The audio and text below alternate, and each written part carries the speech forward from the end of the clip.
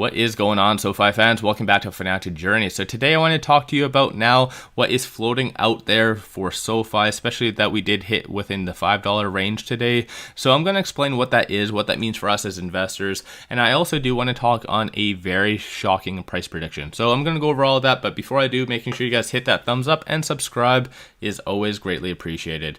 With that though, let's get right to it. Live ticker is going at the very bottom, currently down 1.7%, 25.9 million for volume, so definitely a very heavy volume day, and 5.8 million shares being purchased by institutions on the secondary market. So definitely a lot of good things happening today. But despite that though, like I said, we are currently red, which in reality doesn't necessarily make sense. Like I've been saying over the last couple of videos, Powell did talk on how they're going to be raising interest rates, and they do want to target slightly below 4% by the end of 2023, which in general is a very good thing for SoFi. So that's going to mean a lot more revenue going forward. So hopefully 2023 will be SoFi's year to shine. But like I said, we did hit a low today so far of $5.97. What does that mean for us as investors? Now a lot of people are talking about reverse split. So it's that fun topic that we hopefully thought we avoided when we did hit the $7 and $8 range, but unfortunately we are back at it. So when it comes down to it though, it is a very real thing that a lot of people need to realize. But at the end of the day, based on the shareholder meeting, we did technically already approve it. So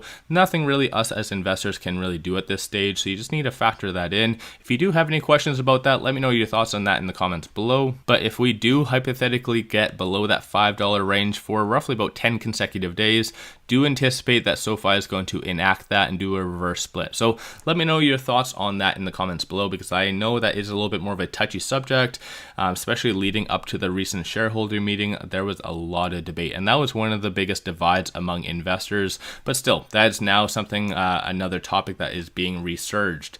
But there is some other things I do want to go over before I get into that shocking price prediction. Shorts are really trying to take SoFi down, and the reason why I'm bringing up reverse split is because of shorts.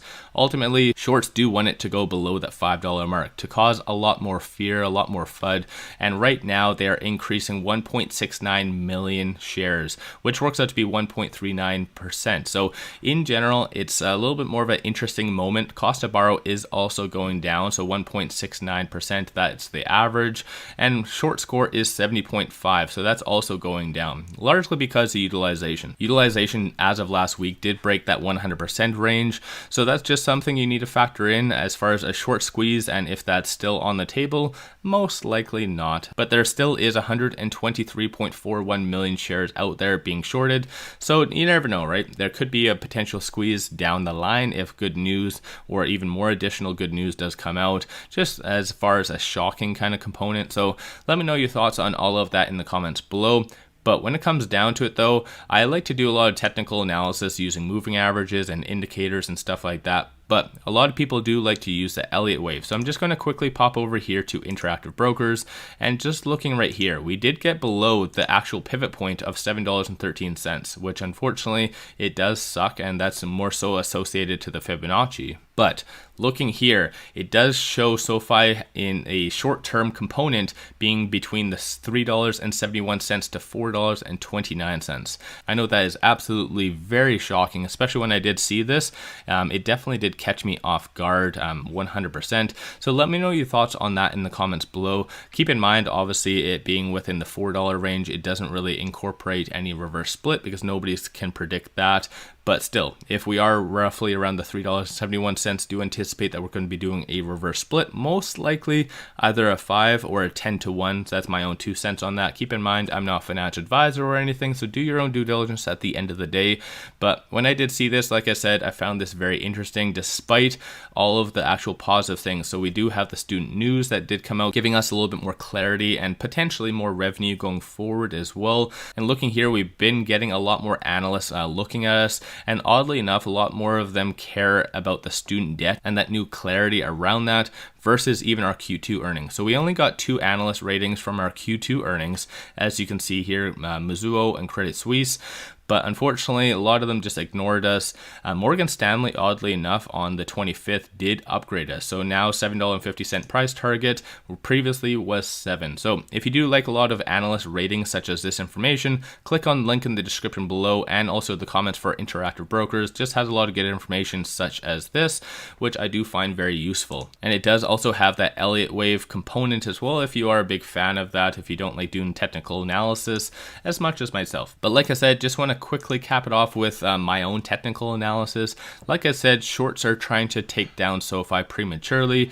Right now, stochastic is extremely oversold, but we do have a nice deviation despite the red day. Black line above the red showing a nice bullish trend is wanting to form. And looking at momentum, you can tell number of retail presence is going up. So clearly a lot of people do find it advantageous at these prices to buy a SoFi, which is a no-brainer if you ask me. Like I've been saying over the last couple of videos, it's completely insane the fact that given all the recent news and updates for SoFi, that we're still at $6.07, which is mind-boggling if you ask me. RSI is currently at 41, and on the actual chart, still, like I said, no man's land, and still below that pivot point, and still technically below that 50-day moving average. There's a lot of strong resistance ahead of us, but still, I do feel that we can easily get over that. But like I always do, I like to give you what is happening behind the scenes, and another big thing and a bullish sign behind the scenes what's happening is big money is buying. So despite shorts wanting us to get below that $5 mark and trying to take us down as much as we are, there's a lot of value being sought out from SoFi. And so again, a lot of retailers are going up, volume is up, and clearly a lot of big money is buying. So you can see as of right now, these are all the transactions from the dark pool. And again, it is pretty substantial. This is a very big abnormality, especially considering only 2 hours within the trading day is a very good sign. And there is one very big order, $2.16 million as well. So again, take that how you see that. If you aren't a fan of looking at this, then ignore it. Me particularly, I like following what big money is doing, especially if it is behind the scenes. You can always associate what they're trying to do and when they do find significant value, such as right now with SoFi. So again, depending on your time horizon, if you are a long-term investor, these are amazing times to add to SoFi. Like I said, this is only for entertainment purposes. Do your own due diligence at the end of the day.